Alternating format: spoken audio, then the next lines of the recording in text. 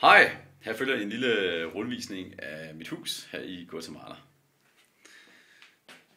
Vi kan tage soveværelset her først.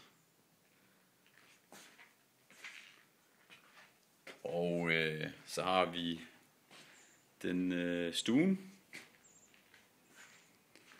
med pejs til her. Det er næsten ligesom at være i sommerhus. Og der er et køkken til her bagved.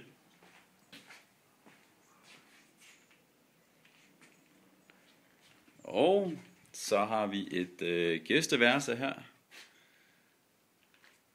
Med et bassin til. Og et toilet. Og lad os se på haven. Den er rigtig lækker.